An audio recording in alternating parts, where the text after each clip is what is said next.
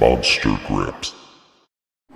Hi, this is Matt Quistorf from QuistorfGuitar101.com, and this lesson is basically going to teach you how to write riffs without guessing.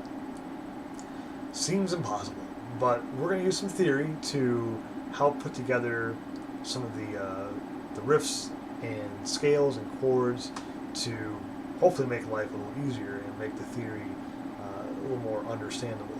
So the idea is all based on a major scale, and this is a theme throughout all three of these videos dealing with the key of G major. So we're going to take this pattern here, which is the G major scale, or also known as the G Ionian mode, which is just going to be on the low E string of the G, 3rd fret, 5th fret, 7th fret, 3rd fret, 5th fret, 7th fret on the A string. So watch the fingering, make sure the second finger is in the middle. Same thing on the D and G string, watch that second finger. So you have 4, 5, 7, 4, 5, 7. So between those four strings, the second finger and pinky haven't moved at all. They're going to be both in the 5th and 7th frets. So you have 3, 5, 7, 3, 5, 7, 3, 5, 7, 3, 5, 7. You have 5, 7, 8, 1st, 3rd pinky, 5, 7, 8. So it's a pattern where every two strings are the same fingering, which is nice. And backwards. So that's our major scale. Now basically for the riffs, we're going to take a power chord approach and try to take the notes from the scale and turn them each into a power chord, which it really isn't that difficult. We basically take the first note, and that becomes the root of your power chord. Take a second note, that becomes the second power chord, and so on and so forth. If you want to refer to more of the theory, which is called a Nashville numbering system, which hopefully you're familiar with. If not, you can check out the video, which is called diatonic playing, or the relationship between chords and scales. And that's teaching you the same thing. Well, you can take the bar chords within the scale and apply that over the scale notes. So ultimately what you want to be able to do is have a pool of chords that you can pull from while also seeing the visuals of the scale pattern that overlap the chords. In this case, we're just going to play straight power chords off of each of the first 6 notes of the scale. So 1, 2, 3, 4, 5, 6 becomes 6 power chords. Now, with any kind of riff writing, you want to have some sort of theme. So we're going to keep it simple and start with more of a low-end approach, or more of a bass line. And I'm going to take my theme being the 5th fret and 7th fret on the E and the A string. So it's nice because it has a very rock, it has a rock approach to it, being pentatonic bass, 1st and 3rd finger. So I can literally say, all right, I want to go from this first power chord, and I want to connect that into the second power chord. Well, how do I do that without just going, which is, whatever, it is what it is. But now I can say, all right, I'll take the first power chord and do a fill using those notes into the second power chord, do the same fill again, back to the first power chord.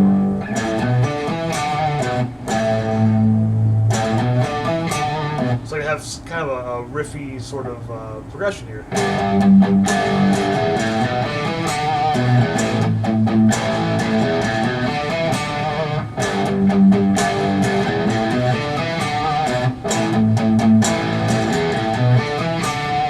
Which is nice because it's just taking 4 notes from the scale. It's all based on this major scale. So I can say, well, I like that idea, but I want to do something higher. Well, you can do something with the high bar. You can make it as simple as you want, or as complex as you want. So you can take the same chords and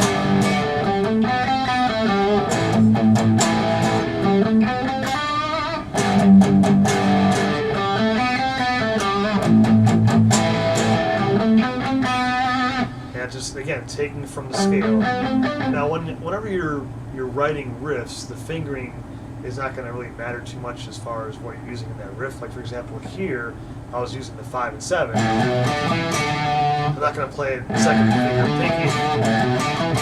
So you just want to have the visuals of the scale pattern,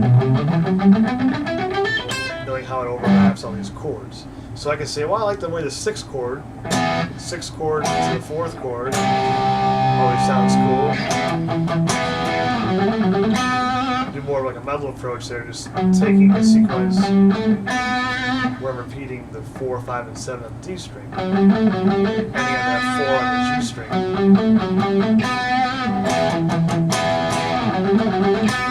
Then I go to the 4 chord, same fill.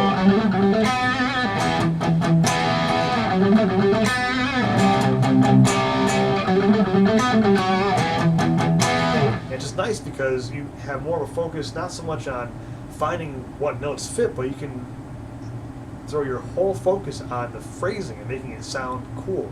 Taking the scale and making it sound nothing like a scale. And just taking these sequences, which again, another video talks about different sequences and how you can make the major scale a little more interesting while also working your technique. But everything is interchangeable. That's the beauty of the major scale and the relationship between the scales and the chords. It all is the same stuff. It's just a matter of how you approach that. So again, you could take any chord. Maybe I want to do the 4 chord and 5 chord.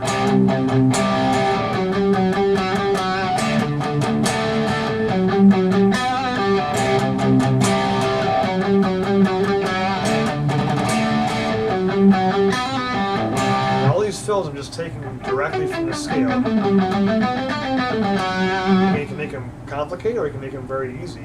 You can change the feel and start with the fill.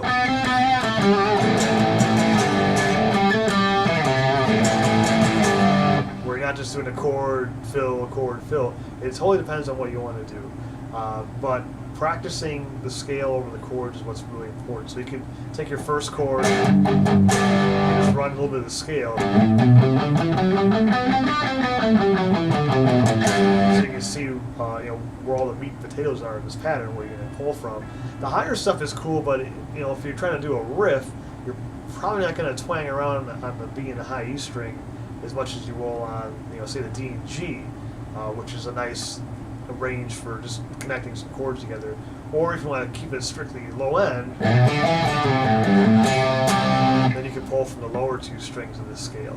But the one thing to get used to, again, is the shape, and you can connect the notes any way you want. You could do the first 2 notes. I'm using my 3rd finger, so now I'm going to do a little slide. Right there, I'm taking the first note, 2nd note, slide to the 3rd note, play the 5th note of the scale, end up on the 6th note. Right into that power chord. The 5th note. The 4th chord. 2 chord.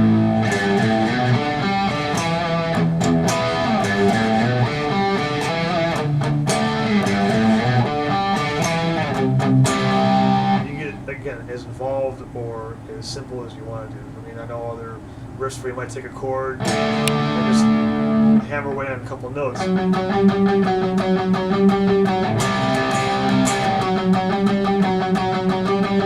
Which is nice when you have 2 guitar players. You might have a power chord riff going on, and the other guy was trying to do a melody. So, here's the 6 chords, and then pound on a melody. So you can sit there kind of like in a punky way.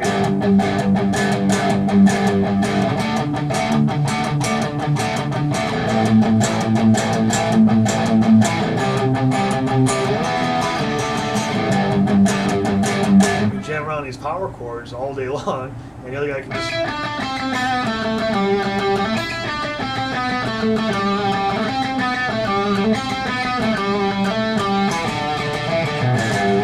Again, there's no guesswork. It's just a pattern and what you do with the notes in the pattern. So it's almost overly simple because you have just a range of from the 3rd fret to the 8th fret, a little chunk of the guitar neck, and you have all these chords that are basically underneath the scale. So if you want to go from power chords to something a little more involved, like major and minor chords, that's where the other lesson deals with the diatonic approach, where you turn every note that we're playing a power chord off right now into a major or minor chord. It's the same idea, it just gets a little more, you get a fuller voicing, so it's for different styles, depending on what you want to write or what your focus is. So but for writing the riffs, it's nice to just take a power chord approach. Again, I'm taking my major scale, and each of those 6 notes is becoming a power chord. If you want an easy way to approach the writing, riff writing, the 6 and 4 chords sound nice together. And 1 chord obviously fits in very nicely. And the 5. 3 is a little hard to use, and 2 might give you a little bit of more of a jazz type of vibe. But if you start with a 6 chord, 4 chord, you just go back and forth. You really can't go wrong with that. Any note you play will sound good.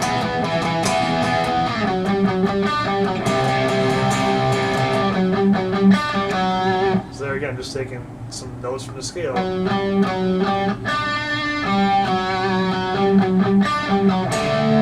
This is all improvised, so that's the one thing with this lesson. There's no tab or music with it, because it's just a matter of the scale and the 6 chords and your approach with the scale pattern.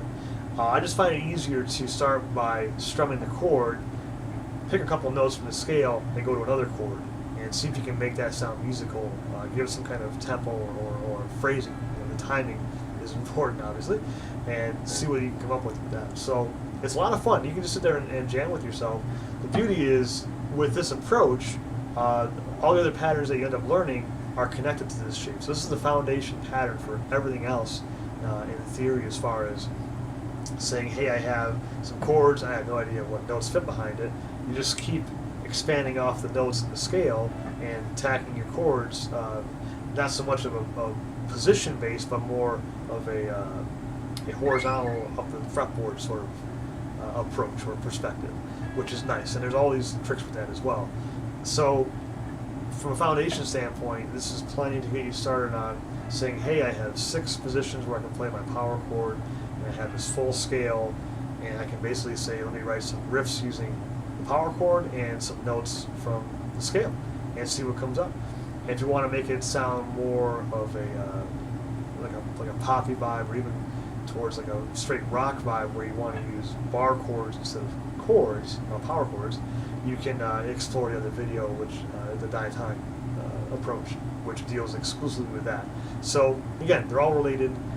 That's why I like this whole concept. When I originally was designing the videos, I wanted to have something where everything is related together, and it just makes a nice way to present the theory without being overly legalese, quote unquote, where it's just confusing. So it's more of a visual approach, so you can dive right into being creative and playing stuff that sounds cool without having to spend weeks just developing a technique on playing patterns you might not ever see again. So everything is based on stuff you're going to be applying and stuff you're going to use, which is nice.